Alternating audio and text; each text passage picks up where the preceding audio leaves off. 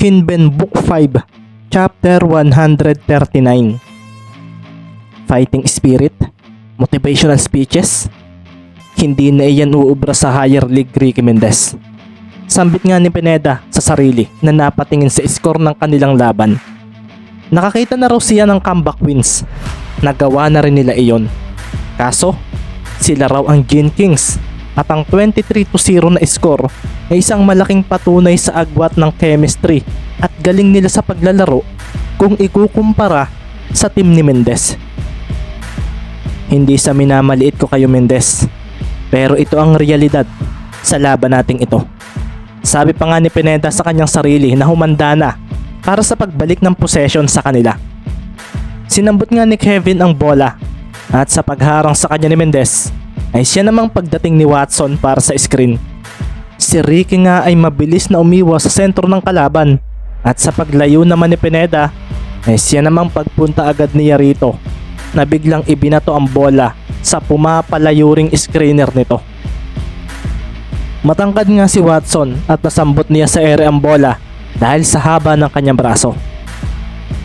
Nang nasa palad nga niya ang bola ay nagpakawala agad ito ng mid-range shot na kinaseryoso naman ni Bondok dahil marahan siyang napalampas. Si Jeffrey Caport nga sa bench ay napangiti sa ginawa ng backup nilang center. Mukhang pagpapraktisan ng batang ito ang kalaban ah. Sabi pa nga ni Quirino na napatingin na nga lang sa bolang nasa ere. Muling ngumiti si Ricafort at ito ay nang magmintis ang tira ni Watson. Ang mga players naman nakasama ni Ricky Mendez ay nakaramdam ng kakaibang kaba sa tirang iyon ni Watson. Si Mendoza nga ay mabilis na pumunta sa basket kaso humarang ang katawan ng rookie na si Colocar at agad siyang sinandalan. Tagumpay nga ang screen ni Dayson at mabilis nga siyang tumalon para sa rebound at makikitang sinabayan pa siya ni BJ Yasay. Marahang napangiti naman si Colocar at sa paghawak niya sa bola sa ere ay siya rin paglagay niya nito sa basket na kinaseryoso ni Yasay dahil hindi man lang daw niya naabutan ang bola. Isang 2 puntos na naman nga ito para sa Gin Kings at sa paglapag nga ni Colocar ay napangisi pa ito kay Yasay. Paglabas naman ni Bondok para sa inbounding ay bigla na nga lang niyang ibinato ang bola papunta sa kanilang side. Naroon na nga si Mendez at Ian Manzano na mabilis namang hinabol ni Pineda at Robles. Si Ricky nga ay napaseryoso nang may katawang tumama sa kanya at nang makita niya kung sino ito ay dito na nga niya pinamalas ang kanyang bilis. Si Robles naman ay napaseryoso at sa paghawak ni Mendez sa bola ay siya naman pag-abante rin niya ng mabilis para humabol. Isa si Robles sa magaling na defender ng Gin Kings at si Ricky nga na may dala sa bola ay napaseryoso nang sumundot ang kamay ng kanyang kalaban sa kanyang dribbling hand. Natamaan noon ng bola at nagawa nga nitong sirain ang direksyong pupuntahan ito. Hinabol nga iyon ni Ricky at napaseryoso siya nang si Robles ay marahang dinikitan agad siya bago pa man siya makaabante. Dumikit agad siya para hindi ako makakilos agad ng mabilis. Ang galing niya sa timing. Sabi nga ni Mendez sa kanyang sarili at nakita na nga lang niya ang bola na nakuha na ni Pineda. Si Ian Manzano naman ay mabilis na humarang dito at sa pagkakataong ito ay inayos na nga niya ang kanyang depensa. Alam niyang high caliber players ang kanyang kalaban kaso kung ito raw palagi ang iisipin niya ay walang mangyayari. Kailangan daw niyang maging kagaya ng kanyang kuya Mendez, iyong manlalarong walang kinatatakutan sa loob ng court. Pare-pareho lang tayong naglalaro ng basketball, kaya bakit mo ikukumpara ang sarili mo sa ibang magagaling? Ikumpara mo ang sarili mo sa kung ano ang laro mo dati at doon mo malalaman kung gumaling ka na ba o hindi. Bigla nga rin niyang naalala ang isang sinabi sa kanya ng kanyang kuya Ricky. Dito na nga rin siya napatingin kay Pineda na bigla na lang kumaliwa. Mabilis niya itong sinabayan at gaya ng kanyang inaasahan, bumigla nga ito ng pagkanan na agad naman niyang hinarangan muli. Medyo nagulat nga si Pineda sa depensa ni Manzano. Marahan nga siyang napangiti at sa pag-atras niya ay siya naman pagtalikod niya ng bahagya at dito na nga siya nag-semi-spin move pa kanan. Mabilis iyon na naging dahilan upang ang kanyang katapat ay tuluyan na nga niyang malampasan. Ang bilis! Sabi na nga lang ni Manzano at sa pagharap niya sa lumampas na kalaban ay napaseryoso na lang siya nang makita ang kanyang kuya Ricky. Anong ginagawa mo rito? Bulalas nga ni Pineda na iiiwas pa sana ang bola mula sa palad ni Mendez. Isa pa, ang baba raw nito na medyo nakayuko pa. Napangiti naman si Mendez at umabante ng mabilis.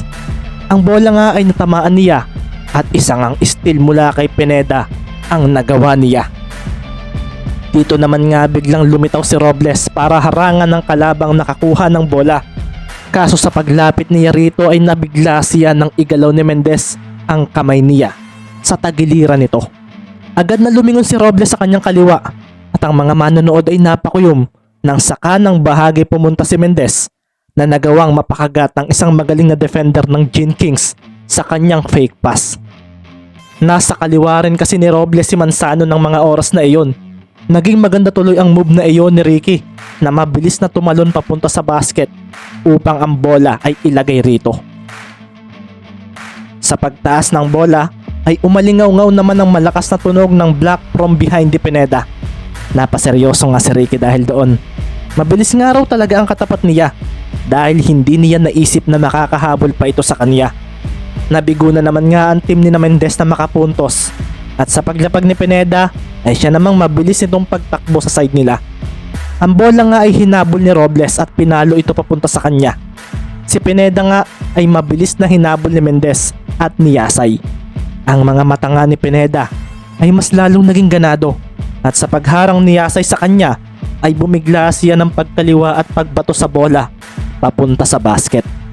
Mabilis namang sinambot ni Colocar ang bola at bumangga pa nga siya sa humarang na si Mendoza. Body-body ang ginawa niya rito at sa pag-dribble pa niya ng isa ay tila nadala ng agresibo niyang galaw si Mendoza na naging dahilan upang mapaatras ito. Ang pangyayaring iyon din ang naging dahilan upang tumalo na palapit sa basket si Colocar at ilagay ng walang kahirap-hirap ang bola sa ring. Napakuyom na nga lang ang mga players sa bench na kakampi ni Mendez. Si Hermosa nga ay napangisi na lang dahil wala raw nangyari sa mga salitang binitawan ni Mendez kanina. Wala raw itong magagawa dahil mga batikang basketballista raw ang kalaban nila. Makaka-score kaya tayo bago matapos ang quarter? Tanong na nga lang ni Padua na napatingin kay Mendez. Wala ka rin palang magagawa. Mukhang nakikita mo na ngayon ang level ng mga players na kailangan mong lampasan bago mo magawa ang gusto mong mangyari.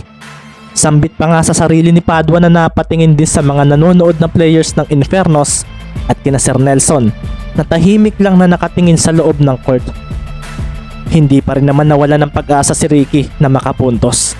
Nailusot nga niya mula sa bantay niyang si Pineda ang bola at sinambot nga ito ni Ian Manzano na mabilis na nag-step back mula sa bantay nitong si Sanggalang. Lumusot ang jump shot nito kaso tila dahil daw sa pressure ay nagmintis ang tira nito. Si Ricky nga ay mabilis naman tumakbo sa ilalim ng basket. Kaso ang pagkuha ng rebound o pag-agaw sa rebounder ng kalaban ay hindi niya magagawa. Pagkakuha kasi ni Watson sa rebound ay agad nitong ibinato kay Pineda ang bola.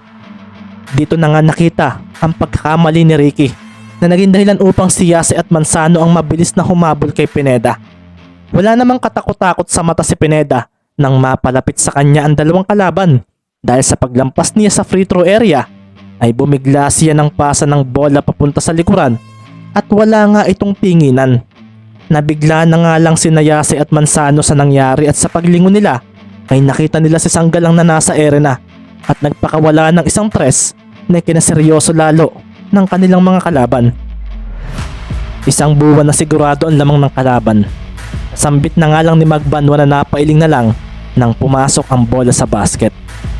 Tumayo na nga si Hermosa at napatingin kay Mendez. Time out na. Kami na ang papasok. Wala rin naman kayong nagawa. Partida. Bench players pa iyan ang kalaban. Bulalas nga ni Hermosa na ang gusto na lamang ay maglaro at magpakitang gilas. Napatingin nga rin siya sa mga kasama niya sa bench, lalo na sa mga hindi pa naglalaro. Ngayon ninyo sabihing may nagawa ang pagpapaupo ninyo sa akin. Hindi ba wala? Malakas talaga ang kalaban At hindi na ako naaasang mananalo tayo. Ang kailangan ko na lang magawa ay ang ma-impress sa akin sina Sir Nelson. Sabi pa nga ni Hermosa na muling tinawag si Mendez para mag-timeout, kaso sinambot nga ni Ricky Mendez ang inbound pass ni Bondok na ikinakuyom agad ni Hermosa. 30-0 ang score at 2 minuto na lamang ang natitira. Ang mga kakampi nga ni Ricky sa loob ng court ay hindi na alam ang gagawin. Akala nila ay may pag-asa na sila kanina, kaso nakalimutan daw nilang Ginebra Gin Kings ang kalaban nila at hindi isang local team na pwede nilang basta matalo. Dapat malaman mo ngayon, Mendez, na hindi na sapat ang fighting spirit o words of wisdom sa mga higher leagues. Oo, mapapalakas mo ang loob ng kakampi mo, pero ang pahinain ng kumpiyansa namin na nasa PBA, iyon ang hindi basta mangyayari. Sambit pa nga ni Pineda na mabilis na umabante upang agawin ang bola kay Mendez.